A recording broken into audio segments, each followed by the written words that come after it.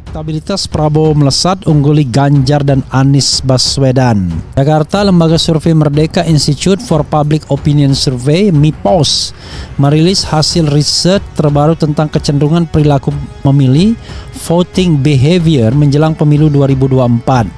Salah satu temuan menarik dalam survei MIPOS kali ini adalah kecenderungan semakin melesatnya elektabilitas Prabowo Subianto.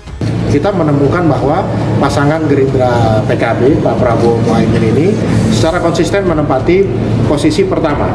Kemudian posisi kedua dan ketiga itu bergantian. Posisi kedua itu terutama ditempati apabila Pak Anies Baswedan itu berpasangan dengan AHY, begitu ya. Kemudian posisi ketiga itu Pak Ganjar berpasangan dengan beberapa orang. Prabowo ini punya tabungan popularitas dan elektabilitas yang saya kira sudah lebih dari 10 tahun. Sebagai capres 2 kali dan pernah menjadi calon wakil presiden, ini yang saya sebut sebagai tabungan elektabilitas yang saat ini tentu saja masih belum bisa digantikan oleh figur-figur yang lain. Hasil survei IPS kali ini menunjukkan bahwa jika saat ini dilaksanakan Pilpres, 30,7%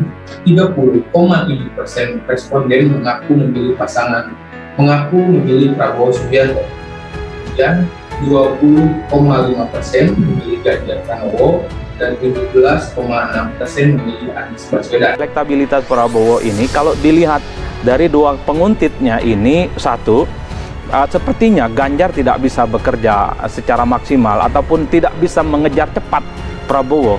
Menghitung misalnya karena Ganjar ini sudah menjadi kepala daerah 2 periode. Tapi elektabilitasnya belum melampaui Prabowo ataupun nama-nama populer lain seperti Jokowi. Begitupun dengan Anies, sudah 3 tahun memimpin Jakarta, tapi elektabilitasnya belum menyalip Prabowo.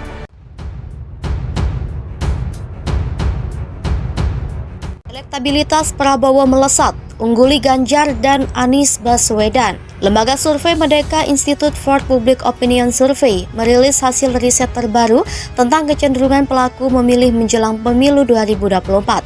Salah satu temuan menarik dalam survei MIPOS kali ini adalah kecenderungan semakin melesatnya elektabilitas Prabowo Subianto, mengungguli Ganjar Pranowo juga Anies Baswedan.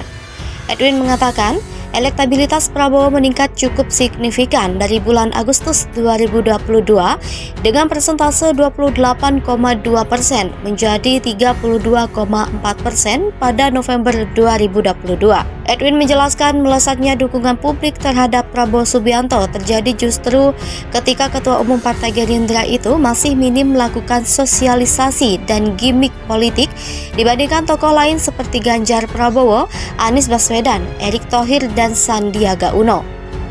Berikut daftar elektabilitas capres jika pemilu dilaksanakan saat ini.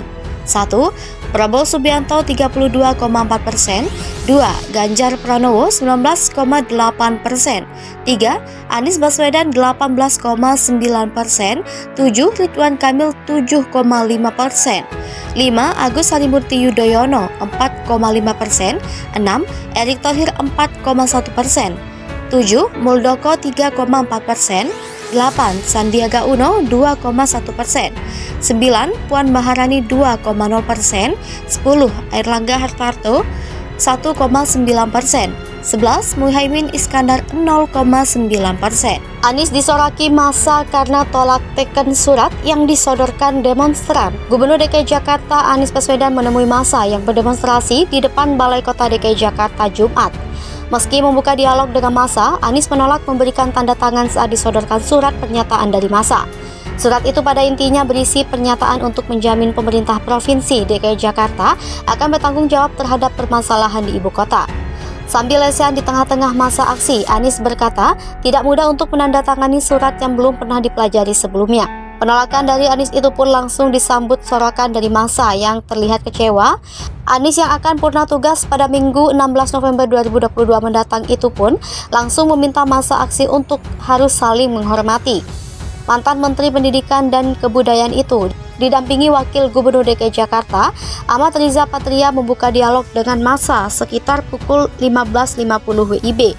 Awalnya dialog berjalan santai, namun tak lama kondisi sedikit memanas. Hal itu saat Anies diminta menandatangani surat pernyataan tersebut.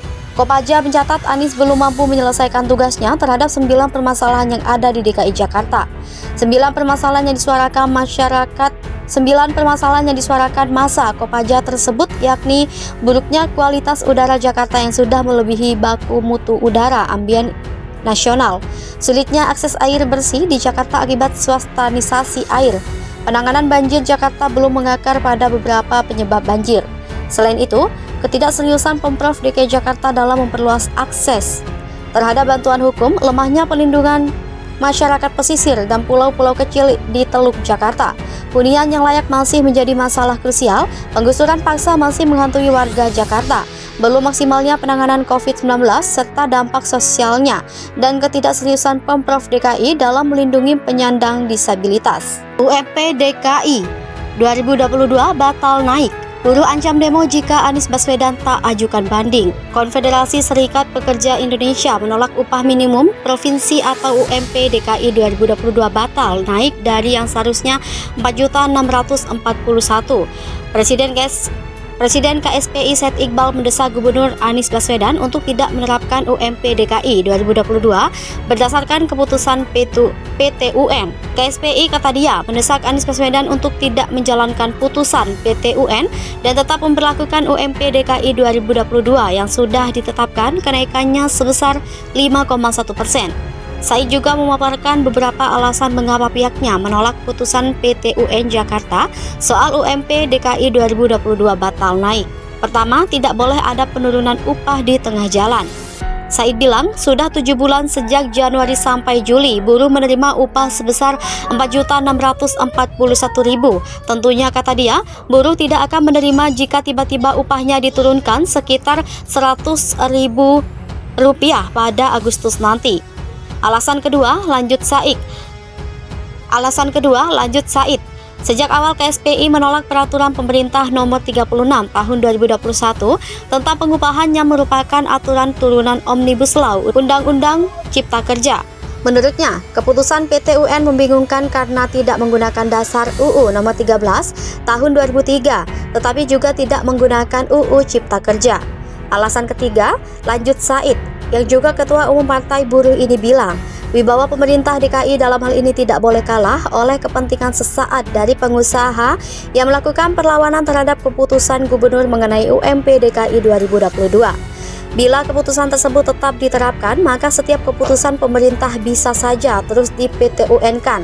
Hal ini menimbulkan ketidakpastian bagi buruh dalam memenuhi kebutuhan hidup.